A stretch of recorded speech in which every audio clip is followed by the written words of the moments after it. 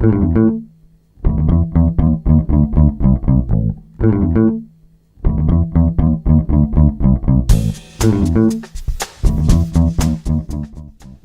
was the great Dr. Seuss who said this, and perhaps he said it best.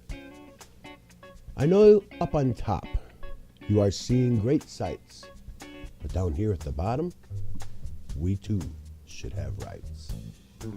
Welcome back to Rob's Feed Today. This is episode number 107, and I'm Rob Schendel. Today's episode is brought to you by Audible.com. Get a free download of an audio book of your choice at audibletrial.com/Rob. That's audibletrial.com/Rob. Over 85,000 titles for you to choose from to download to your MP3 player or your iPod. audibletrial.com/Rob. There's good news and there's bad news today. I think I'll start off with a good story because it's breaking news from New Hampshire. The New Hampshire House Judiciary Committee unanimously decided to hold two bills that would repeal a marriage equality law that has been in effect since 2010. Lawmakers decided Thursday, today is Thursday, that such a vote would be held off until the 2012 election cycle. The decision comes after House Majority Leader D.J. Bettner, because marriage equality is a contentious issue that could take time away from working on fixing the economy. After being introduced to the committee, a hearing concerning the issue attracted 600 people testifying against repeal in February. According to recent polling, a majority of New Hampshire residents want to keep marriage equality on the books. Governor John Lynch, who signed the marriage bill into law, said he would veto a repeal if it reached his desk. Still, Republicans hold large enough majorities to override his veto. But it's great news. And out there in Wyoming, senators reached an 11th hour compromise version of House Bill 74, following weeks of intense debate and argument over the legislation from both sides of the issue. The legislation, its supporters claim, was necessary as it resolved the conflict in the law about whether Wyoming recognizes same-sex marriages from other states and countries as a contract between a male and a female person, but also recognizes any valid marriage performed outside the state. But State Senators John Hines and Bill Landon, who cast the deciding votes against House Bill 74 on Wednesday, said they opposed it because it didn't guarantee same-sex couples access to Wyoming courts to get a divorce or for other disputes. Last November, for instance, a local lesbian couple who had married in Canada, were refused a divorce by a Wyoming district court judge.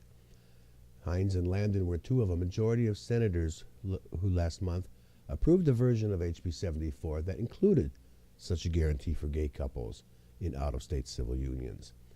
However, Wyoming's House rejected the Senate's version, and a compromise bill drafted by a legislative conference committee earlier this week stripped out any reference to court access or civil unions.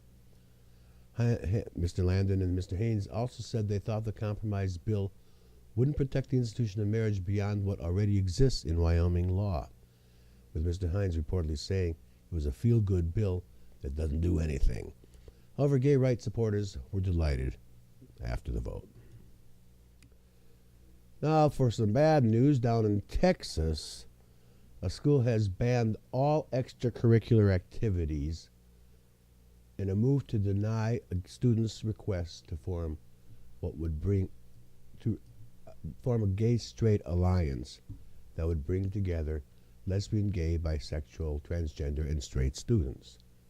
The group was to provide support and promote understanding. James Crenshaw denied the request to found the GSA by student Nikki Pete, 17 years of age, in November, despite her fulfilling all the requirements to start a student club. With no other reasons left to prevent the GSA from forming, Flower Bluff has now banned all extracurricular clubs, asking existing clubs to meet off campus for the time being. the Flower Bluff Independent School District has backed the decision of the high school. Oh, Texas.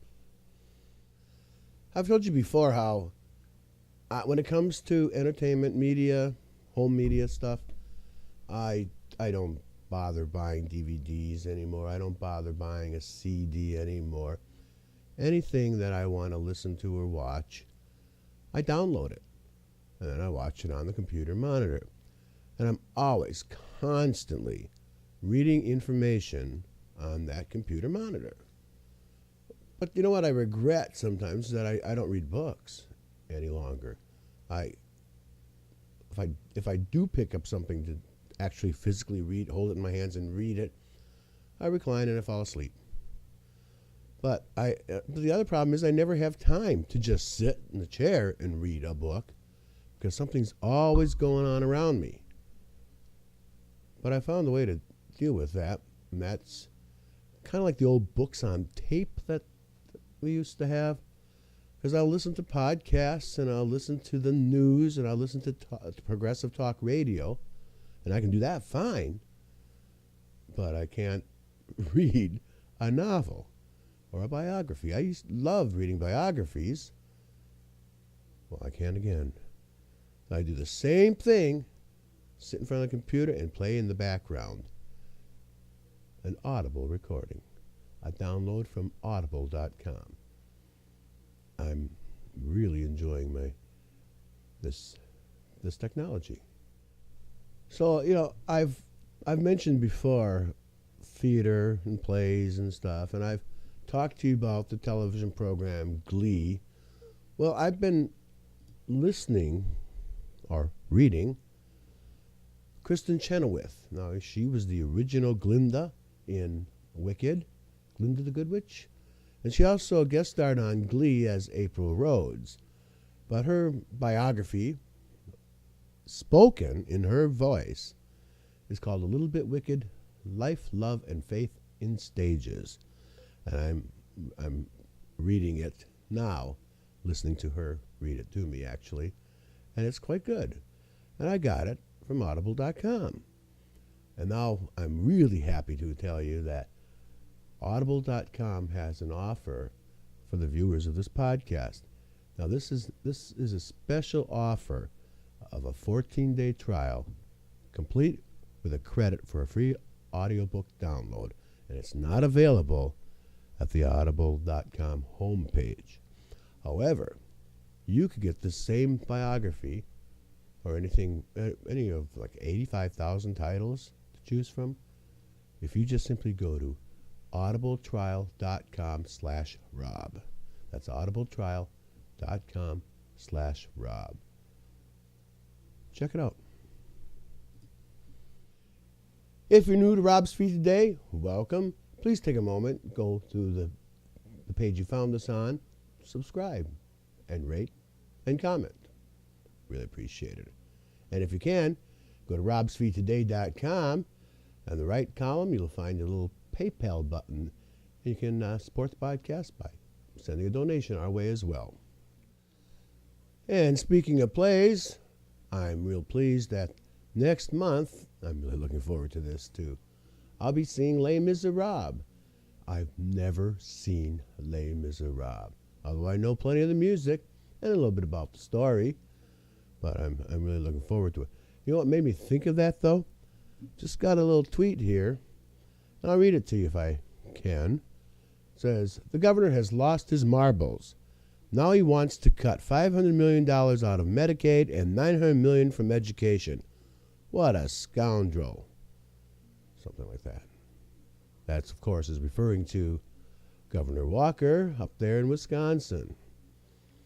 So I mentioned Les Miserables, and I wanted to share with you a video, yet another video, because it's going viral, and if you haven't seen it yet, I'd like you to. Speaking of Les Miserables, Do You Hear the People Sing was sung in the Rotunda last week by some very talented protesters. Not bad looking either. Victor Hugo said something else in a book called Les Miserables.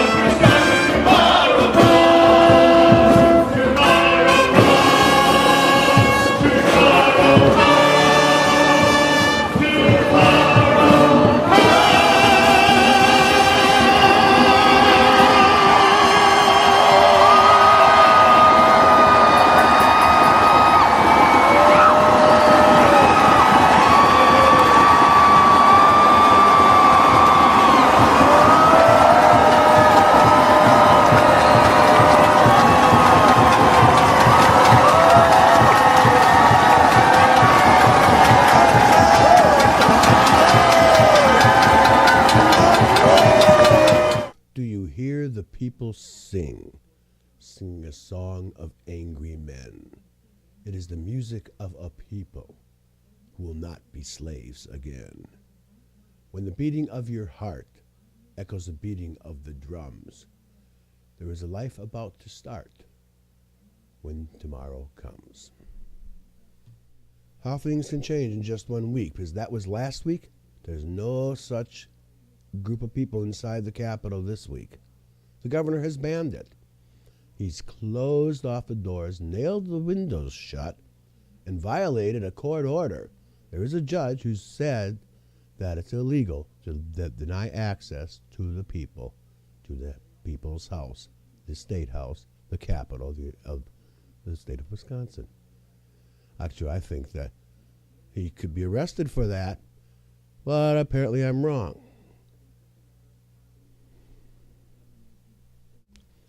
What they're protesting, as you probably know, is a budget repair bill that will, in effect, destroy or eliminate collective bargaining. The whole point of removing collective bargaining as a negotiation strategy is to dismantle the unions. And without the unions supporting them, there goes the Democratic Party. So this is, in effect, a means to kill the two-party system. And it's not only happening in Wisconsin, it's happening in at least a dozen other states as well. Wisconsin happens to be the bellwether state. So as already, because of the massive unpopularity, massive protests against this bill, some of the other states have started to back down on it, and they're just striking the part that mentions collective bargaining.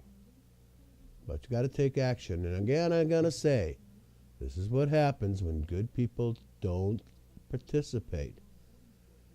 If a Democrat had been elected last November, there would be none of these issues today. I want to acknowledge and thank theadvocate.com as well as pinknews.co.uk for the stories that I read to you today. And thanks again for watching. I think that's all I'm going to say.